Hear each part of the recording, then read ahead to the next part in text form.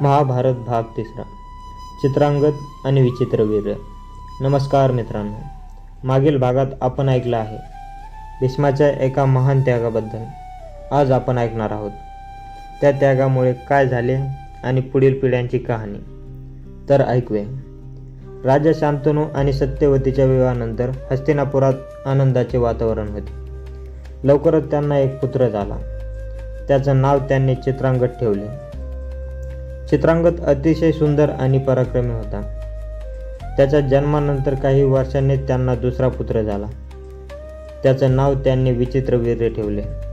एके दिवशी राजसभेत बसलेले शांतनू भीष्मांना म्हणाले, पुत्रा, तुझ्या या त्यागामुळेच मी आज इतका सुखी आहे। मला वाटते की तुला भीष्म हे नाव खरोखरच शोभते। भीष्म विनम्रपणे म्हणाला, पिताश्री, हे माझे कर्तव्य होते। मी फक्त आपल्या आज्ञेचे पालन केले। शांतनूच्या डोळ्यात अश्रू आले। तो म्हणाला, मला तुझ्या या त्यागाबद्दल काहीतरी करायचे आहे आणि तुला मी एक वर देतो। जेव्हा तुला मरण्याची इच्छा होईल तेव्हाच तू मरशील। तुला इच्छा मृत्यूचे वरदान देतो। भीष्माने तो वर स्वीकारला। काही वर्ष लोटली। चित्रांगद आणि विचित्रवीर्य मोठे होऊ लागले। एके दिवशी वृद्ध झालेले शांतनू आजारी पडले। त्यांनी भीष्मांना बोलावले आणि म्हणले, पुत्रा, माझा अंतकाळ आता जवळ आलेला आहे।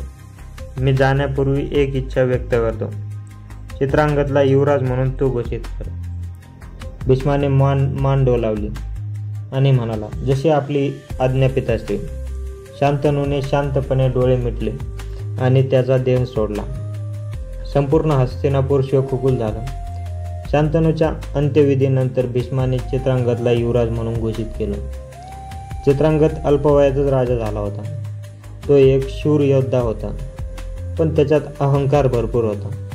एकदा शिकारीला गेला असता चित्रांगदला एक गंधर्व भेटला। गंधर्वाचे नावही चित्रांगद होते।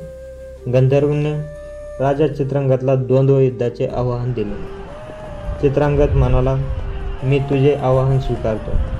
आपण 3 वर्षापर्यंत लढूया आणि जो जिंकेल त्याला चित्रांगद हे नाव ठेवण्याचा अधिकार असेल।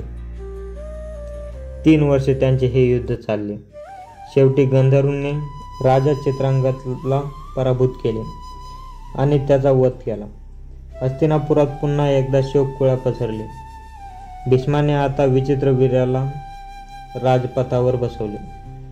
विचित्रवीर्य अजून लहान होता, त्यामुळे भीष्म त्याच्या वतीने राज्य चालू लागला।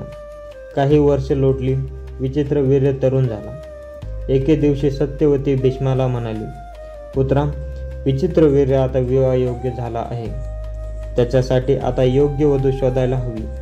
भीष्म म्हणाला, आई, मी लवकरच त्याच्यासाठी एक सुंदर आणि गुणी पत्नी शोधतो। याच सुमारात काशीच्या राजाने आपल्या 3 कन्यांसाठी स्वयंवराचे आयोजन केले होते। त्या तिघींची नावे होती अंबा, अंबालिका आणि अंबिका। देशोदेशीचे राजे आणि राजपुत्र या स्वयंवरासाठी आले होते। भीष्माने ठरवले, या 3ही राजकन्या विचित्रवीर्यासाठी योग्य आहे। स्वयंवराच्या मंडपात गेले आणि त्या 3 राजकन्यांना आपल्या रथात बसवले।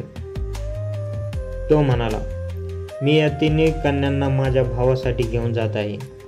जो कोणी मला अडवू शकतो त्याने पुढे यावं। सर्व राजे व राजपुत्र भीष्माच्या या कृतीने संतप्त झाले। त्यांनी भीष्मावर हल्ला केला, पण भीष्माने सर्वांना एकट्याने पराभूत केले। शालू राजा मात्र भीष्माशी लढत राहिला। शेवटी भीष्माने त्यालाही हरवले। भीष्म 3 कन्यांना घेऊन हस्तिनापुरात परतला, पण तेथे त्याला एक धक्का बसला। अंबा म्हणाली, मी माझ्या मनात शालू राजाला बसवले होते। मी त्याच्याशीच विवाह करणार होते आणि मला त्याच्याशीच विवाह करायचा आहे। भीष्माला समजले की त्याने चूक केली आहे। त्याने अंबेला शालू राजाकडे पाठवून दिले, मात्र शालू राजाने तिला स्वीकारले नाही। उदास झालेली अंबा परत आली आणि तिने भीष्माला शाप दिला की तो एका स्त्रीच्या हातूनच मरेल। भीष्माने विचित्रवीर्याचा विवाह अंबिका आणि अंबालिकेशी करून दिला. सर्वजण आनंदी होते, पण हा आनंद फार काळ टिकला नाही. विचित्रवीर्य रोगाने आजारी पडला आणि काही वर्षातच त्याचा मृत्यू झाला.